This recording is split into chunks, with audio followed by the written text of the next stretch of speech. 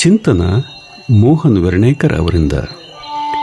ನಮ್ಮಲ್ಲಿ ಅನೇಕರನ್ನು ನೋಡುತ್ತೇವೆ, ಬೇರೆಯವರಿಗೆ ಮಾತನಾಡಲು ಅವಕಾಶವನ್ನೇ ಕೊಡದೆ ತಾವೊಬ್ಬರೇ ನಾನ್ ಸ್ಟಾಪ್ ಬಸ್ಸಿನಂತೆ ಮಾತನಾಡುತ್ತಾರೆ.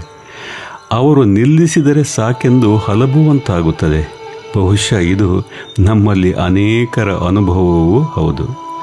ನಮ್ಮ ಮಾತುಗಳಿಗಷ್ಟು ಮಹತ್ವ ಇದೆಯೋ ಅಷ್ಟೇ ಮಹತ್ವ ಬೇರೆಯವರ ಮಾತುಗಳನ್ನು ಆಲಿಸುವುದಕ್ಕೂ ಇದೆ ಎಂಬ ಅರಿವು ಅವರಿಗೆ ಇರುವುದೇ ಇಲ್ಲ.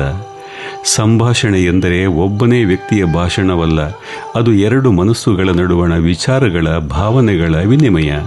ಇಬ್ಬರಿಗೂ ಸಮಾನ ಅವಕಾಶ ಇದ್ದಾಗಲೇ ಮಾತುಕತೆಗೊಂದು ಸೊಬಗಿರುತ್ತದೆ. ಆದರೆ ಕೆಲವರಿಗೆ ತಮ್ಮ ಅಭಿಪ್ರಾಯಗಳನ್ನು ಹೇಳುವುದರಲ್ಲೇ ಹೆಚ್ಚಿನ ಆಸಕ್ತಿ. ಎದುರು ಕುಳಿತವರಿಗೆ ತಮ್ಮ ಭಾವನೆ, ಅಭಿಪ್ರಾಯ ವ್ಯಕ್ತಪಡಿಸಲು ಅವಕಾಶವನ್ನೇ ಅವರು ಕೊಡುವುದಿಲ್ಲ. ಇದರಿಂದ ಸಂಭಾಷಣೆ ಏಕಪಕ್ಷೀಯವಾಗಿ ಅಲ್ಲಿ ಉತ್ತಮ ಬಾಂಧವ್ಯಕ್ಕೆ ಅವಕಾಶ ಇರುವುದಿಲ್ಲ. ತಾಳ್ಮೆಯಿಂದ ಆಲಿಸುವುದು ಕೂಡ ಉತ್ತಮ ವ್ಯಕ್ತಿತ್ವದ ಲಕ್ಷಣ. ಬೇರೆಯವರ ಮಾತನ್ನು ಗಮನವಿಟ್ಟು ಕೇಳಿದಾಗ ಅವರಿಗೂ ಗೌರವ ನೀಡಿದಂತಾಗುತ್ತದೆ. ಅವರ ಅನುಭವಗಳಿಂದ ಹೊಸ ವಿಚಾರಗಳನ್ನು ತಿಳಿಯುವ ಅವಕಾಶವೂ ಇರುತ್ತದೆ. ಮಾತಿನ ಮಧ್ಯೆ ಅಡ್ಡಿಪಡಿಸುವುದು, ತಾವು ಹೇಳಿದ್ದೇ ಸರಿ ಎಂದು ವಾದಿಸುವುದು, ಇನ್ನೊಬ್ಬರ ಮಾತನ್ನು ಲಘುವಾಗಿ ಕಾಣುವುದು ಉತ್ತಮ ಸಂವಹನದ ಲಕ್ಷಣ ಅಲ್ಲ. ಕೆಲವು ಸಮಸ್ಯೆಗಳು ಮಾತಿನಿಂದ ಹುಟ್ಟುವುದಿಲ್ಲ, ಕೇಳದಿರುವುದರಿಂದ ಹುಟ್ಟುತ್ತವೆ. ಕೆಲವು ಸಂಬಂಧಗಳು ತಾವಾಗಿ ದುರ್ಬಲವಾಗುವುದಿಲ್ಲ, ಒಬ್ಬರನ್ನೊಬ್ಬರು ಅರ್ಥ ಮಾಡಿಕೊಳ್ಳದ ಕಾರಣಕ್ಕೆ ದುರ್ಬಲವಾಗುತ್ತವೆ.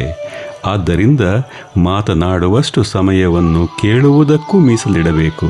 ಸ್ವಾಮಿ ವಿವೇಕಾನಂದರು ಹೇಳಿದಂತೆ, ಮೊದಲು ಅರ್ಥ ಮಾಡಿಕೊಳ್ಳಲು ಪ್ರಯತ್ನಿಸಿ, ನಂತರ ಅರ್ಥ ಮಾಡಿಸಿಕೊಡಲು ಪ್ರಯತ್ನಿಸಿ. ಈ ಜೀವನ ಸೂತ್ರವನ್ನು ಅಳವಡಿಸಿಕೊಂಡರೆ ಮಾತ್ರ ಸಂಭಾಷಣೆ ಅರ್ಥಪೂರ್ಣವಾಗಿರುತ್ತದೆ. ಒಬ್ಬ ಚಿಂತಕರು ಹೇಳುವ ಮಾತಿದು.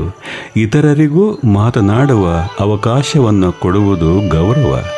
ಮನಸಾರೆ ಆಲಿಸುವುದು ಪ್ರೀತಿ. ಎರಡೂ ಸೇರಿದಾಗಲೇ ಉತ್ತಮ ಸಂಬಂಧಗಳು ಅರಳುತ್ತವೆ.